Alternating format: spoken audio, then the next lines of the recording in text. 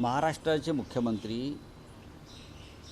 सरसंघचालक या दोन प्रमुख मान्यवर व्यक्ती ज्यांना इतिहासाचं भान असायला पाहिजे महाराष्ट्राच्या, खास करून छत्रपती शिवाजी महाराजांच्या, त्यांच्या उपस्थितीत अशा बुवा आणि महाराजांना आणून छत्रपती शिवरायांच्या इतिहासाची मोडतोड करण्याचं कारण काय? काय कारण आहे? शिवाजी महाराज हा इतिहासातल्या आपल्या ऊर्जेचा अखंड प्रवाह होता. अखंड प्रवाह ऊर्जेचा, उत्साहाचा, शौर्याचा. ते कधी थकले नाहीत, ते कधी झुकले नाहीत, लक्षात घ्या. आणि म्हणून जो महाराष्ट्र आमचा आहे तोही थकत नाही आणि दिल्लीपुढे झुकत नाही. पण नवा इतिहास हे कोणी बाबा आहेत काय? कुठे आहे ते बागेश्वर माहीत नाही मला. हे जे काय महाराज वगैरे आणतात हे लोक, हे नवीन हिंदुत्वात सुरू झालेल्या लोकांचा आणि नवीन इतिहास लिहित आहेत किंवा बदलत आहेत. महाराष्ट्राला हे मान्य नाही. खरं म्हणजे ते जे बुवा आहेत, तरुण कोणीतरी एक, त्यांनी छत्रपती शिवाजी महाराजांच्या इतिहासावरती जेव्हा हे बोलत होते तेव्हा राज्याच्या मुख्यमंत्र्यांनी त्यांना थांबवायला हवं होतं किंवा सरसंघचालकांनी त्यांना रोखायला हवं होतं आणि त्यांना महाराष्ट्राच्या भावना, इतिहास याबाबत जाणीव करून द्यायला हवं होती. ते बुवा म्हणजे कोणी या पृथ्वीतलावरची महान व्यक्ती नाही. वय काय त्यांचं वय काय? अभ्यास काय? ते असं म्हणतात का किती मुलं जन्माला घाला? 4 मुलं. तुम्ही घाला ना आधी. तुम्ही ब्रह्मचारी. हां, अजून तुमचं लग्न झालेलं नाही आणि दुसऱ्यांना सांगताय की 4 मुलं जन्माला घाला आणि 1 मूल कोणाला द्या? हां, मग तुम्ही द्या. तुम्ही 25 मुलं जन्माला घाला आणि हवी तेवढी द्या. काय हरकत नाही. काय हरकत नाही द्यायला. स्वतःपासून हे जे संत बुवा महाराज आहेत त्यांनी ही सुरुवात स्वतःपासून करायला हवी. हे हिंदुत्व नाही. परत सांगतो, भाजपा किंवा संघ ज्या हिंदुत्वाचा सध्या या माध्यमातून पुरस्कार करते किंवा खरात बाबासारखे लोक हे त्यांचे प्रचारक आहेत. हे हिंदुत्व अजिबात नाही आहे. एका बाजूला तुम्ही लोकसंख्या नियंत्रणासाठी सरकार मंत्रालय स्थापन करते आणि कोट्यवधी रुपये खर्च करताय लोकसंख्या नियंत्रणासाठी, आणि दुसऱ्या बाजूला अशा माध्यमातून तुम्ही लोकसंख्या वाढवण्याचा प्रचार करताय. हे बाबा असं का नाही बोलले की 1 मूल प्रत्येकानं आपलं भारतीय सैन्यात दाखल व्हायला पाहिजे? असं का नाही बोलले? आम्ही त्याचं स्वागत केलं असतं. 1 मूल बलिदानासाठी भारतीय राष्ट्रसेवेसाठी दिलं असतं. हे त्यांना का सुचत नाही? नाही सुचत त्यांना. हे दुर्दैवानं महाराष्ट्रात येऊन छत्रपती शिवाजी महाराजांची अशा प्रकारे त्यांची इतिहासाची मोडतोड करणं हे जे दुसरा कोणी केलं असतं ते एवढ्याला भारतीय जनता पक्षानं शिवरायांचा अपमान झाला हो असं बोंबलत रस्त्यावरती उतरले असते. उतरा ना. शिवाजी महाराजांविषयी अशा प्रकारचं विधान करणं. शिवाजी महाराज थकलेले कोणी पाहिले का? झुकलेले कोणी पाहिले का? त्यांच्या लढायांनी औरंगजेबाला थकवलं. त्यांच्या पुढल्या पिढीनं औरंगजेबाला थकवलं. या शिवाजी महाराजांनी न थकता अफजलखानाचा कोथळा काढला, शाहिस्तेखानाची बोटं तोडली, पळवून लावलं आणि तुम्ही त्यांना थकलेला माणूस म्हणता? आ, कुठून तुम्हाला हे सुचतं? काय पिता काय तुम्ही? बोला.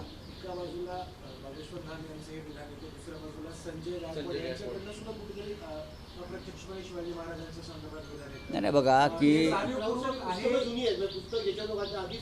40 वर्षापूर्वीचं पुस्तक आहे. 40 वर्षापूर्वीचं पुस्तक आहे. गोविंदराव पानसरे यांचं 40 वर्षापूर्वीचं पुस्तक आहे.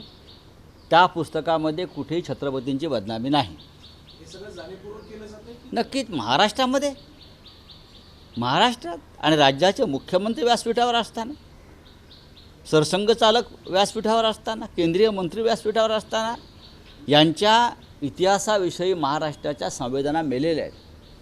त्यांना शिवाजी महाराजांविषयी अजिबात प्रेम नाही. 10 वर्षापूर्वी नरेंद्र मोदींनी होर्डिंग लावले होते ना शिवाजी महाराजांबरोबर आपले स्वतःचे, काय शिवाजी महाराजांचा आशीर्वाद कसा आहे मला वगैरे. हां, मग ते थकले का आता? थकले कोण? मोदी थकले? कोण थकले? का भाजपा थकली? हां, पण सर आपण जर बघितलं वारंवार अशी विधान होतात यापुढे देखील मूर्ख आहेत. जैन मुनी यांनी देखील बघा हे मूर्ख आहेत आणि ह्यांना डोक्यावर बसून ठेवलेलं आहे. हे महाराष्ट्राचे शत्रू आहेत. हे बागेश्वर ही भारतीय जनता पक्षाची खुळं आहेत. भारतीय जनता पक्षाचे प्रचारक आहेत हे सगळे. त्याच्यासाठी भारतीय जनता पक्षाचे फार मोठं आर्थिक बजेट आहे आणि त्यांनी त्या माध्यमातून छत्रपती शिवाजी महाराजांचं शौर्य, त्यांची भूमिका, त्यांचा विचार स्वराज्याचा हा तोकडा करण्याचा प्रयत्न सुरू आहे. कारण शिवाजी महाराज जर असते आत्ता तर अशा विचारांच्या लोकांचा त्यांनी कडेलोट केला असता. हो, असे लोक निर्माणच झाले नसते आज जे आहेत राज्यकर्ते.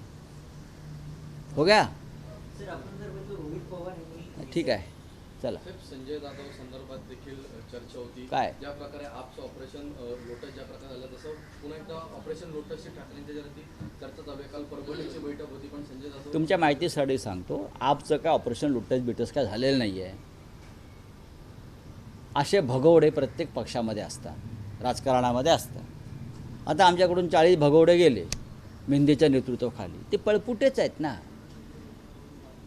शिवाजी महाराजांच्या राज्यात राहता आणि दिल्लीपुढे गुडघे टेकून पळून जाता, त्यांना काय म्हणणार तुम्ही? असे प्रत्येक पक्षात लोक असतात. हे राघव चड्डाचं नाव तुम्ही घेताय किंवा त्यांच्याबरोबरचे अन्य लोक आहेत, त्यांच्यावरती ईडीच्या धाडी पडल्या, ते घाबरले, ते पळून गेले. ही गोष्ट एवढ्यापुरतीच मर्यादित आहे. महाराष्ट्रातही तेच झालेलं आहे. अजित पवारांवरती धाडी पडल्या, ते 35-40 आमदार घेऊन निघून गेले. एकनाथ शिंदेवर धाडी पडल्या त्यांच्या लोकांवर, ते पळून गेले. हे का शौर्य आहे का? ही का कर्तबगारी आहे का? नाही. भाजपला वारंवार का गरज पडते असं काही? बघा, ऑपरेशन लोटसपेक्षाही हे ऑपरेशन डरपोक आहे. डरपोक लोक आहेत, कमजोर मनाचे लोक आहेत. त्यांना विचार नाही, त्यांना भूमिका नाही, त्यांना आपल्या पक्षाविषयी निष्ठा नाही, पळून जातात. चला. मराठी सक्तीच्या संदर्भामध्ये परिवहन मंत्र्यांकडनं पुन्हा एकदा पुनरुच्चार करण्यात आला. ते असं देखील म्हणतात की रिक्षा चालकांचा मोर्चा कुठल्याही परिस्थितीत निघणार नाही. हा केवळ एक पब्लिसिटी स्टंट आहे. मोर्चाचा एक प्रकारे इशारा देणं हा पब्लिसिटी स्टंट. सत्ताधाऱ्यांमध्ये आता 2 गट पडले आणि कुठेतरी सरकारमध्ये सुद्धा यामधून मतमतांतर सरकारमध्ये मराठीच्या मुद्द्यावरती 2 गट पडता कामा नाहीत. हे मराठी राज्य आहे. हे मराठी राज्य आहे. उद्या 1 मे येतो आहे, महाराष्ट्र दिन. 106 हुतात्मे मराठी आहेत. कळलं? 106 हुतात्मे मराठी आहेत, ज्यांनी रक्त सांडलं आहे या महाराष्ट्रासाठी. अशा वेळेला मराठीच्या मुद्द्यावर जर 2 गट पडत असेल तर मराठी विरोधी जो गट आहे त्यांच्यावरती मुख्यमंत्र्यांनी कारवाई केली पाहिजे. सर मुंबईतील केएम रुग्णालयाचं नामकरणावरून वाद निर्माण झाले. हॉस्पिटलचे रुग्णालयाचे जे कर्मचारी असतात त्यांनी देखील म्हटलं आहे की नाव बदलू नका. ते म्हणतात की हॉस्पिटल चांगलं करा पण प्रभात नावाचं पवार काय यांनी तुम्ही? मागणी केली की नाव बदलणार. कधी केली परत? नाही नाही, हा प्रस्ताव बघा, अशा मागण्याला अर्थ नाही. मंगलप्रभात लोढा हे एक बिल्डर आहेत, त्यांची एक ट्रम्प टॉवर नावाचं टॉवर आहे. काय? Trump tower. आधी त्याचं नाव बदला आणि त्या ट्रम्प टॉवरचं छत्रपती शिवाजी महाराज टॉवर असं नाव करा. सर दिल्ली में जो है बीजेपी ने रहमान डकैत ऑफ दिल्ली शीश महल 2 अरविंद केजरीवाल का जो है वीडियो जारी किया है. उस पर जो है राघव चड्ढा जी का भी कहना है आप जो है दिल्ली आ रही है बिकॉज ऑफ शीश महल 2. नहीं नहीं, ठीक है. फिर नरेंद्र मोदी जी क्या झोपड़ी में रहते हैं क्या? नरेंद्र मोदी क्या झोपड़ी में रहते हैं? मुझे बताइए. 15 एकड़ के महल में ही रहते हैं ना. आपने इंदिरा गांधी का घर कभी देखा है? प्राइम मिनिस्टर जब रहती थी, वन सफदरजंग रोड पर प्राइम मिनिस्टर का जो घर था, आप जाकर देखिए, फिर आपको पता चलेगा कि हमारे प्रधानमंत्री पहले वाले कितने सादगी से रहते थे। आप जाइए, लाल बहादुर शास्त्री जी का घर है जनपद के बाजू में, आप जाकर देखिए, जाइए देखिए। शीश महल की बात में मैं बात नहीं करूंगा, लेकिन अगर कोई बोलता है और इसलिए अगर किसी ने पार्टी छोड़ी है तो आप प्रधानमंत्री मोदी जी का जो स्पेशल फ्लाइट है 5 स्टार, वो भी जाकर देख लीजिए। उनके कपड़े को भी हाथ लगाइए, उनके पेन को भी देखिए, उनकी घड़ी को देखिए। चलिए, थैंक यू। सर बागेश्वर बाबा ने जिस प्रकार से छत्रपति शिवाजी महाराज का अपमान किया है, उसे लेकर जो है अपोजिशन लगातार गौर कर रहे हैं। अपोजिशन क्या, मैं महाराष्ट्र की बात करता हूँ। जो सत्ता में बैठे हैं उनको भी दुख होना चाहिए कि एक बाबा महाराष्ट्र में आता है, उसके मंच पर राज्य के मुख्यमंत्री है, सरसंघ चालक है, आरएसएस प्रमुख है, नेतागण है, और वो जाकर शिवाजी महाराज का इतिहास मंच से बदल रहा है। मुख्यमंत्री को गुस्सा क्यों नहीं आ गया? आरएसएस प्रमुख को गुस्सा क्यों नहीं आ गया? इतिहास बदलने वाला ये बाबा जो है, ऐसे बाबा ढोंगी बाबा होते हैं।